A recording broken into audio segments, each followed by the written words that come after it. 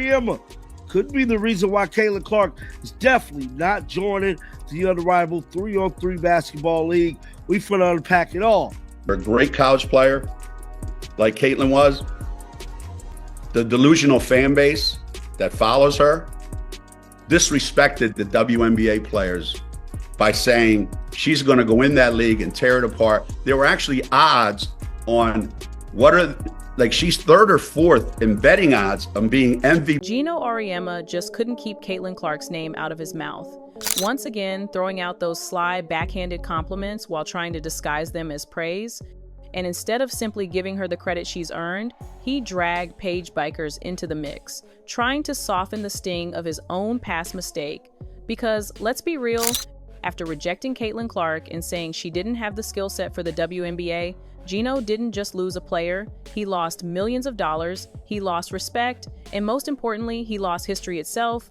And now every time Clark breaks another record and brings the basketball world to its feet, Geno is left haunted by the decision that will define him forever, watching as the player he once dismissed rewrites the entire future of the game while living rent-free inside his head. When Geno Auriemma decided to speak on Caitlin Clark, he thought he was being clever, tossing out half-hearted praise while sliding in subtle digs, but fans instantly saw through the act, because instead of celebrating the fact that Clark has become the face of women's basketball, he chose to frame her success as nothing special, claiming he's seen it all before.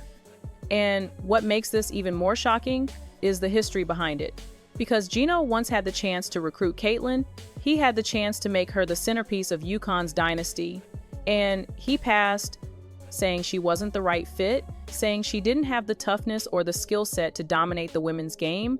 And now, that same player he dismissed has transformed Iowa into a powerhouse, filled arenas everywhere she goes, and turned into the biggest name in the sport.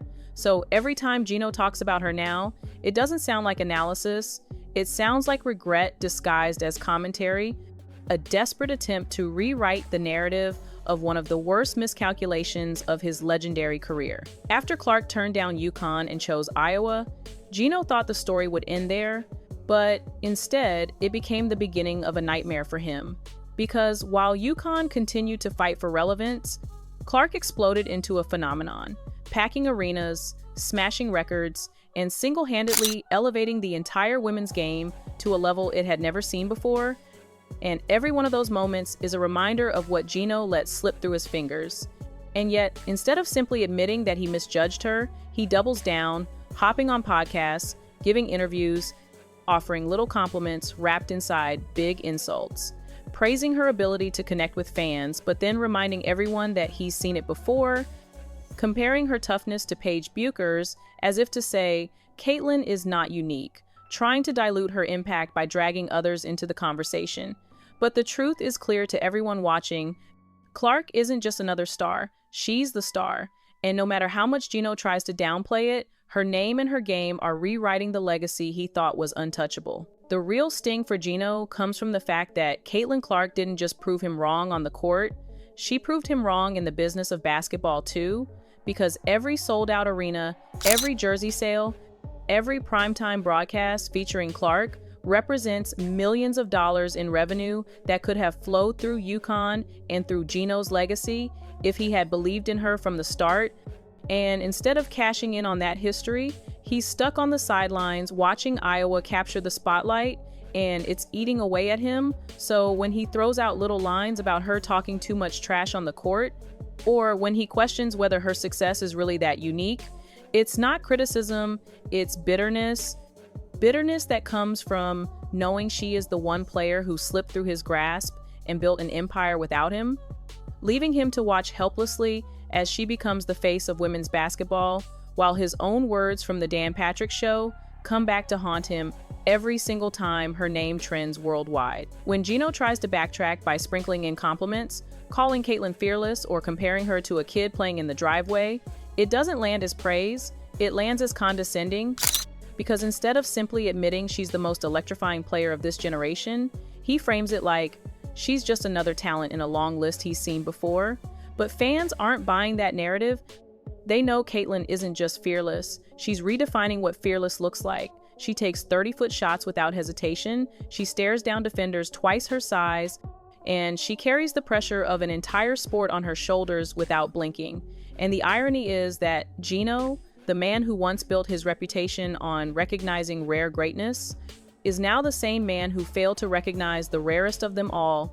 And every time he compares her to Paige Bueckers or downplays her impact as part of some larger evolution of the game, it just sounds like he's desperately trying to protect his own legacy from the shadow of Caitlin Clark, a shadow that grows larger with every record she breaks. Things got even worse for Gino when his name became tied to the new 3-on-3 league that was hyped up as the next big thing in women's basketball, because the entire project was built on the hope that Caitlin Clark would be the face of it, the star attraction who could bring fans and sponsors running. But when Clark wanted nothing to do with it, the dream collapsed before it even started, leaving Gino not just embarrassed but exposed. Because without her, the league suddenly looked weak. The investors started panicking, and fans immediately connected the dots back to his past comments, dragging him across social media for daring to think she would bail him out after he once called her fans delusional, after he once dismissed her ability to succeed in the WNBA, and the reaction online was brutal. Fans mocking the league, telling Clark to buy it herself and rename it, others joking that Gino's biggest L wasn't just losing her in recruiting, but losing her again when she flat out rejected his league, proving once more that Caitlin Clark doesn't need Geno Auriemma, but Geno Auriemma can't seem to live without Caitlin Clark. The backlash reached a boiling point when fans pulled up receipts from Geno's infamous appearance on the Dan Patrick Show, where he flat out mocked Caitlin Clark's supporters, calling them delusional for believing she could dominate the WNBA, saying she lacked the physicality to handle the league, and brushing off comparisons to legends like Diana Taurasi. And those words have not aged well, because every time Clark drops 40 points, every time she sells out an arena, those clips resurface and the internet tears him apart. And what makes it even worse is that Gino isn't just a bystander in this new league, he's part owner, which means every negative comment he made about Clark now doubles as a business disaster, because no star wants to align with someone who minimized the biggest name in women's basketball on national television. And the result is simple. Clark's rejection wasn't just personal, it was financial, costing Gino millions and showing that one bad judgment and one bad mouth can take down decades of credibility in an instant. By the time Paige Bueckers announced she was staying in college, Gino's desperation was written all over his face, because while he celebrated her loyalty, deep down, he knew it also meant more time without a true superstar carrying his program on the national stage. And the contrast with Caitlin Clark couldn't have been clearer. Clark had already become the face of women's basketball, already signed massive endorsement deals, already turned every game into a sold-out event, while Gino was left clinging to the hope that Paige could someday deliver the same level of cultural impact. But the truth is, no player in this era has moved the needle the way Clark has, and Gino knows it, which is why every time he speaks about her, it feels like a mix of admiration, jealousy, and regret. Because instead of standing next to her as the coach who believed, he's stuck on the outside looking in, forced to watch as she builds a legacy so big that it overshadows even his Hall of Fame career. Now, Gino finds himself fighting a battle he can't win, because every time he tries to downplay Caitlin Clark's impact, the game itself proves him wrong. The WNBA is booming in popularity, ratings are skyrocketing, ticket sales are off the charts, and Clark is at the center of it all. And yet, instead of embracing that wave, Gino positioned himself as the critic, the skeptic, the one who thought she couldn't handle the physicality. And now, those very words echo like a curse over his reputation. Because the truth is, Clark didn't just meet the challenge, she raised the entire bar for what the women's game could be. And while Gino insists this is just the natural evolution of basketball, fans know better. They know this movement has a face and a name, and it's Caitlin Clark. The same player he let slip away, the same player he insulted on national television, and the same player who will forever be remembered as the star who rewrote the history of the sport while Geno Auriemma watched from the sidelines with nothing but regret. At the end of the day, Geno Auriemma's story with Caitlin Clark isn't just about a missed recruit, it's about a missed era, because he had the chance to align himself with the most transformative player women's basketball has ever seen. And instead, he let pride, doubt, and outdated thinking blind him.